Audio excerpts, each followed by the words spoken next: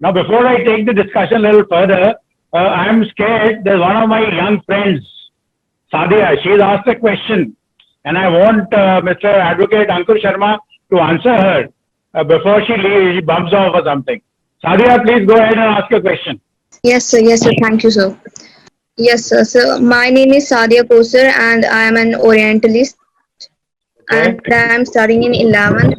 I took stream medical and I thank all of you for giving us such a good session and clearing our doubts and enhancing our knowledge.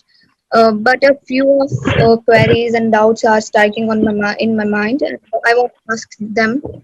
Go ahead, beta. Go Sir, ahead. my first question is like we are saying the word illegal again and again and again, but I want to say that the word illegal in itself is evil and fundamentally wrong. I want to know that how can a human being be illegal? There can be irregular migrants or undocumented migrants, but not illegal human beings at least. Yes. Fantastic question. May I request Advocate Ankur to please answer from the law point of view? No, it's always the context which determines as to what would be the terminology, etc., etc. Under the Foreigners Act, this illegal immigrants is a category, and it is in that context it is being used. It is factually and legally correct. Otherwise, how do you distinguish or how do you define? The kinds of immigrants that we have. The various categories of immigrants, and Rohingyas and Bangladeshis qualify under law to be called as illegal immigrants, and it is in that context they are termed as illegal immigrants. Sir, but firstly, they are human beings also. That's another debate. If everybody is a human, then we in the first place we would not have a visa regime in that case. Anybody can move from one place to another. There are controls. It's for the welfare of humanity. It is in human interest that such kind of laws have been legislated, formulated. And ever since the formation of nation states, this thing has come into force. And if you allow free flow of individuals from one place to another without having proper identification marks, then I think terrorism, etc., and wars, etc., will be a regular phenomena, and there will be no peace. So, if you want peace, then you have to have identification as to what kind of individuals are entering your domain, your country. It's a world about the practicalities of which you'll have to realize. Idealism is good, but that is something to be achieved. That is not the reality of the day. We also wish that a day comes when entire world becomes one unit. But we know that there are irrational forces. There are forces of the past who have not let that happen, who do not believe. Their theology doesn't believe in that. And that is not possible. So unless that stage is reached, we'll have to live with this. So the controversial Citizen Amendment Act that CAA, which was passed by Parliament in 2019, only made things.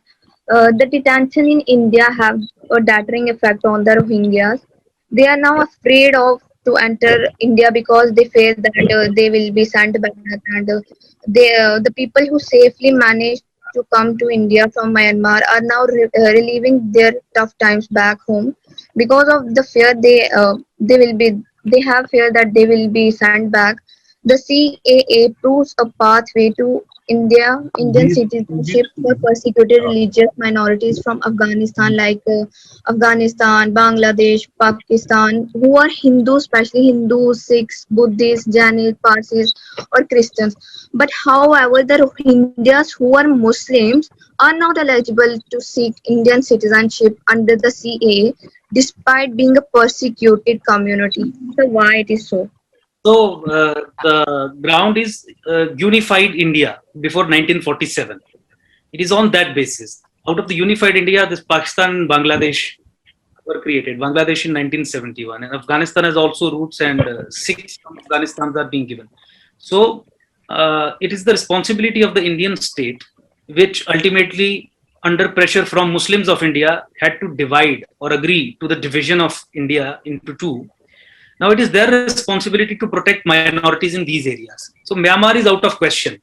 So Bangladesh, Pakistan, and Afghanistan now the minority persecution which is happening there, it is only for their benefit. That India, it is the responsibility of the Indian state to provide them citizenship, because it is the Indian state or Indian government or the Indian leadership which ultimately, under pressure of Muslim politics in 1947, divided and sent them to Pakistan, Bangladesh, etc. So if they are being persecuted in the name of religion, it's the Indian government's responsibility and they are discharging that. So it's legally sound.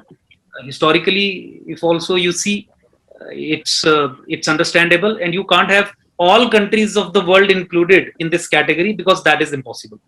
I think I will answer her. She's Sabia, right? You are Sabia? No, ma'am, Sadia. D. Sadia. Hi, Sadia. Sadia, I understand your feeling. You know, we have gone through that age when we feel that, okay, yes, we all human beings. I'm a humanist myself, right? But the thing is, you know, like Mr. Ankush Sharma said, the country, yes, was divided on a religion basis. It should not have been.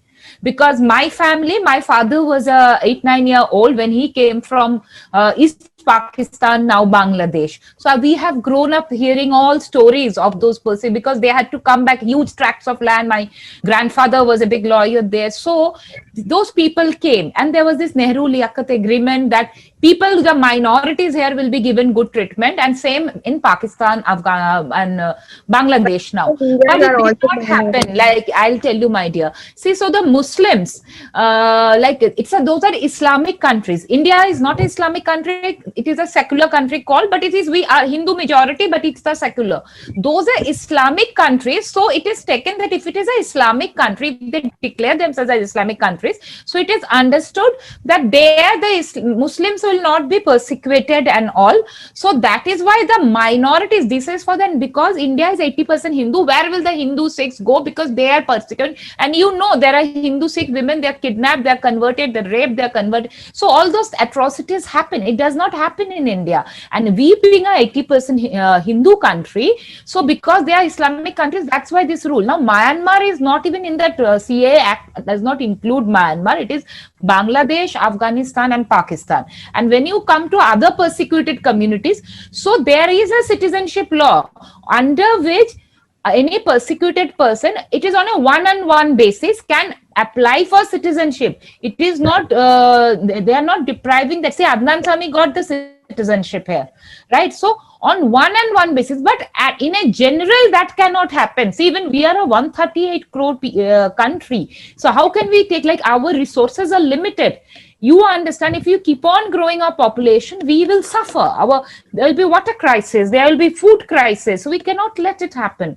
So that is why it is for the minorities who are mainly persecuted in Islamic countries. The law is, there is nothing. And if anybody else is persecuted, he is allowed on a one-on-one basis to ask for citizenship. The Indian government will not, they will consider it on one-on-one basis. But Okay, Rohingya problem. thank you, Gargi ma'am. Please like and subscribe.